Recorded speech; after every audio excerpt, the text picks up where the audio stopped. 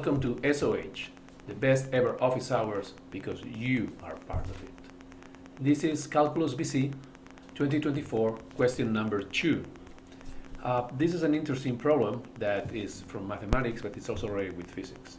Let's read through it in a minute or so, and then you may attempt to solve it, get your 5 plus, and then come here back to see how I solve it, to see whether you do it better than I or faster than I. I'm sure you can. Let's do that. So I have a particle. Usually we don't have a picture here, that's fine. And we have that is XY plane, so 2 coordinates. And one thing that I will notice, the first thing is that there are units. So we have this thing here. So we have seconds for time, and distance is measured in centimeters, which is great.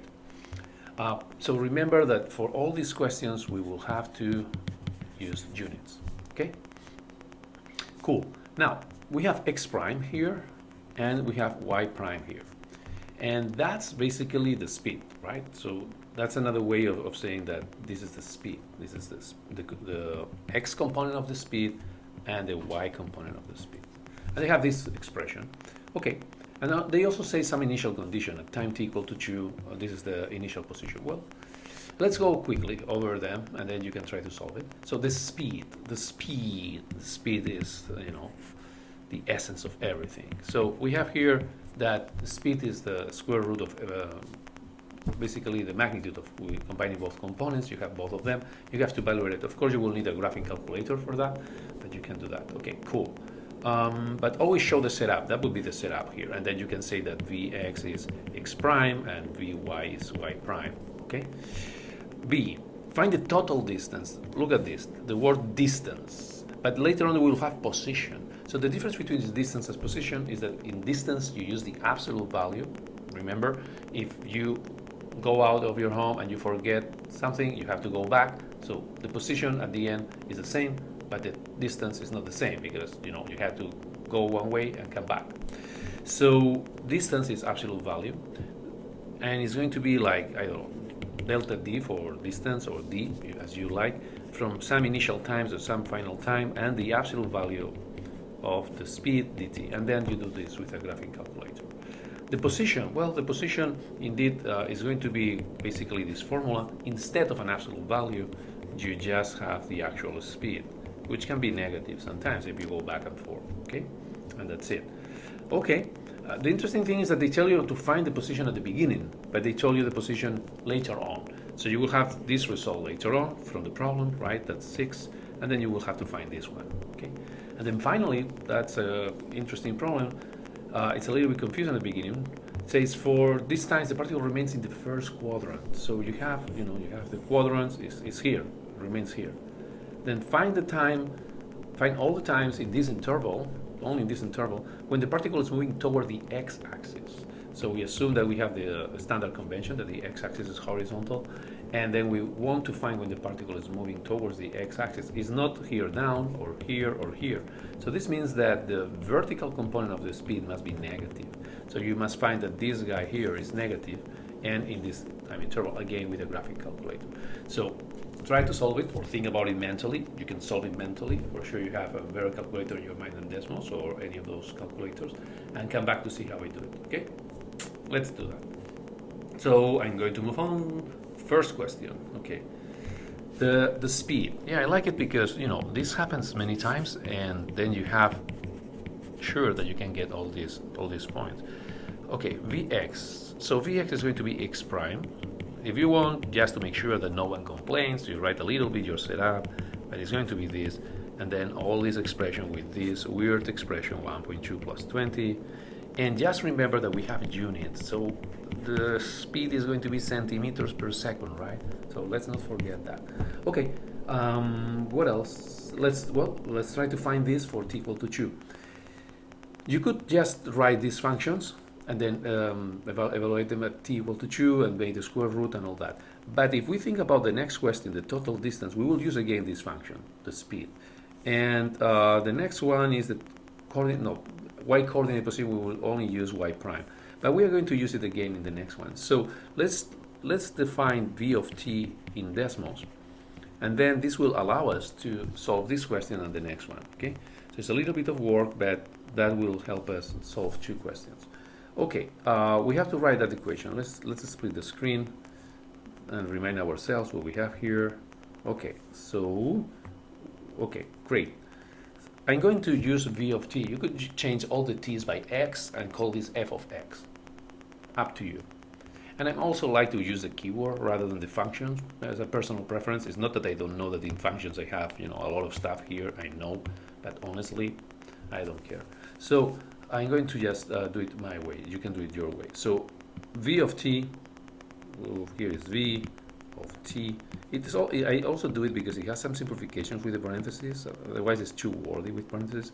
It's going to be what? The square root, and then you see there are many parentheses in this problem, so you have to be careful about it. We are going to have the first vx squared. So I like to close it and come back. Then I know where to close. Indeed, you could even add the square now. So first component, it's even better, like from outside to inside. And then vx is 8 times t minus t squared. I know that if you use x, you don't need to go back and forth, but that's okay. And then Desmos, you know, does its job. Again, we are going to have another parenthesis. I like to close it and do the square. And then I go inside, and then I write all this expression, which will also need another parenthesis because it's minus t, so you can type here minus directly, minus t, and then plus, and then we have the square root, and we have all these things, t to the power, so here is the key, 1.2, don't forget the digit 1.2, then you have to go down and then plus 20, right? Bam, bam, bam. Alrighty, it looks like we're doing well here. And then we have this function here, and we haven't missed anything. Now, you would like to know how much this is a 2, right? You could go here and try to find it, like, you know, place your pencil here and say, oh, how much is a 2? Oh, here, I got it. But you can also use a table that Desmos provides you, and we have it here. 2. So, well, this is the answer. So the speed at time equal to 2, it is, remember, 3 digits after the period. It's kind of the standard thing. This is not like significant figures, because significant figures will be 3 significant figures, and in this case would be 12.3. But, you know, it's a convention they have. They don't want to make you think too much about significant figures, which I think is important, but it's okay. We are in, you know, solving the AP test. And 3 digits after the period will be 12.30, and then we round up to 5, right? And super important, centimeters per second. We cannot forget the units. Okay, are our friends. Will give you the extra point that other people miss, and will make that difference that you need. So 3 digits after the period. Okay, cool. That's it. Now find the total distance. Okay, that's cool. So we have total distance. I call it like this. You can call it d. You can call it total distance, however you like. It is from where? From 0 to 2 they want. Okay, absolute value of this function. So this is the setup. Always show your setup. And remember that this is going to be centimeters. We don't want to forget our friends' units. Okay, so well, we don't need a table in this case, but we have the function. So what we can do is to say, okay, I want the integral, and I'm going to use the keyword because I like it, integral, and then from 0 to 2, nice, okay, well, I don't want that prime here, from 0 to 2, and then the absolute value of our function, okay, so, okay, let's see, let's write here the absolute value, you have it here, and we could close it and come inside again and then see v of t. You have to write the absolute value with your function. You cannot include in Desmos the differential. It's fine. You know, a differential is positive. We are moving to the right, but it's okay. It's okay. So just close it before. Okay, and you get the value. So this is 15.902. Again, the 3-digit rule. Okay, and rounded. And then the unit centimeters, right? Because this is distance. Okay, done. Now number C, third question, we have to find the y coordinate at time equal to 0. Well, the general way that you write these problems is like this. Now, be careful because indeed, let me just write in general, right? T0, T final. So which term goes inside the integral? You're finding the final position of y. So it's going to be the derivative of y with respect to time. So you can say different things. You could say y prime, that's totally fine. You could say vy, That's totally fine. You could also say dy divided by dt. That's totally fine. Any of this is okay. And well, now the difference is that we are not going to find this guy, but we are going to find this guy because it's the initial one. So we have that the final position at t equal to 2 equals the initial position at t equal to 0 plus the integral from 0 to 2 of y prime. I mean, we can write it, but I mean, if you want to make sure that they don't take any points off, it just takes a few seconds. 1.2 and then bam bam bam dt, right? And we want to find this guy. So sorry, this guy. Now this one here is 6 because they say that here in the wording. So you can plug here a 6. So in other words, your answer should be 6 minus this integral, right? 0 to 2 and all these expressions here. You can say, I don't know, y prime dt, yes, for simplicity. And now let's do this with our friend Desmos. So what do we do now? Well, we cannot use this speed, right? So that's not going to help us. Let's see if it's worth writing y prime as a function. The next question was, yeah, if you remember, we will do vy less than 0. So yeah, let's write vy as a function here. Let's call it f of x, okay? In this case, f of x. Well, f of t, doesn't matter, t. So what we have here is f of t equals, and we want to write our function, which is minus t, and then plus the square root of, if you remember already, t to the power of 1.2, right? At this point, we remember it. Let's not forget and then plus 20. We have it. We got it. We got this. Now, what we want is to compute 6 minus the integral. So integral between 0 and 2, right? 0 and then 2 of our function f of t. So f of t dt. There is no absolute value here. It's just how it is, okay? Because it's the position, okay? So, okay, so this is minus 1.17 and then 4 for the 3-digit rule, and then very important again, centimeters. If you have units. Indeed, always think whether you have to add units, and some problems will not have units, but always think, I want to find the units. Okay, so this is the answer.